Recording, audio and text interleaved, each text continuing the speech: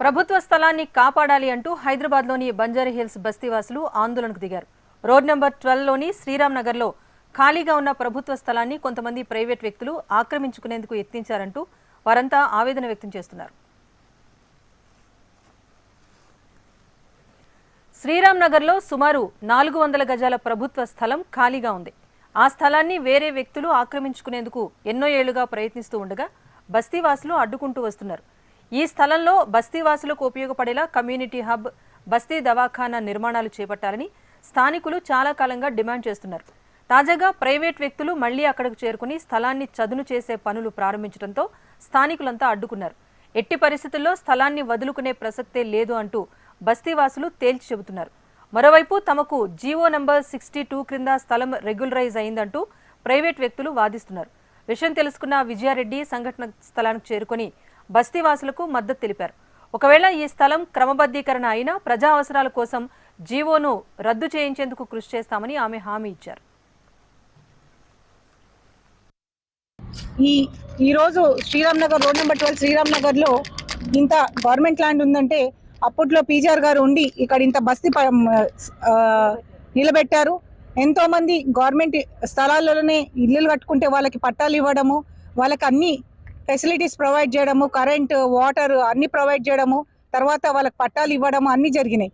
ఇంత పెద్ద బస్తీకి ఉన్న ఈ జాగా వాళ్ళు ఎందుకు పెట్టుకున్నారంటే రేపు కమ్యూనిటీ హాల్ కానీ, అంగన్వాడీస్ కానీ, లేకపోతే బస్తీ దవాఖానా లాంటి ఫెసిలిటీస్ కోసం ఈ ల్యాండ్ ఎన్నో ఏళ్ల నుంచి ఇక్కడ బస్తీ వాళ్ళు కాపాడుకుంటూ వస్తుంటే ఆయన తదంతరం ఎన్నో ల్యాండ్లు కబ్జా చేసినా కానీ ఇది మాత్రం పబ్లిక్ చాలా గట్టిగా నిలబడి ఉన్నారు.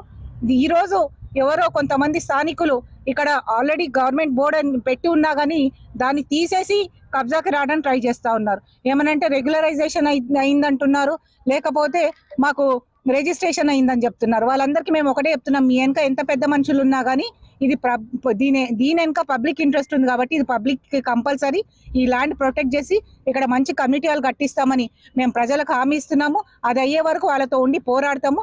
డెఫినెట్ గా ఈ రోజు కలెక్టర్ తోటి మాట్లాడి ఇమీడియట్ గా ఏమైనా రిజిస్ట్రేషన్స్ ఉన్నా కానీ క్యాన్సిల్ అయ్యేటట్టు మేము ప్రయత్నం చేస్తాము.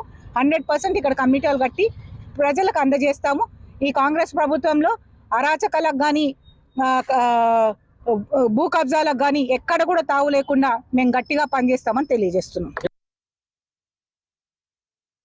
ఇది మాది శ్రీరామ్ నగర్ బంజారాహిల్స్ రోడ్ నెంబర్ 12. ఇది మా అమ్మ వాళ్ళు వచ్చి ఇక్కడికి 55 సంవత్సరాలు అవుతుంది. మేము పుట్టింది పెరిగింది ఇక్కడనే, చదువుకుంది కూడా ఇక్కడనే. మా అమ్మ వాళ్ళు కూడా ఇక్కడనే ఉంటున్నారు రెంట్కి. 15 రూపాయలు రెంట్ గుడిసెల నుంచి మేము ఇక్కడ వరకు వచ్చినాం, రెంట్ అవన్నీ కట్టుకుంటా.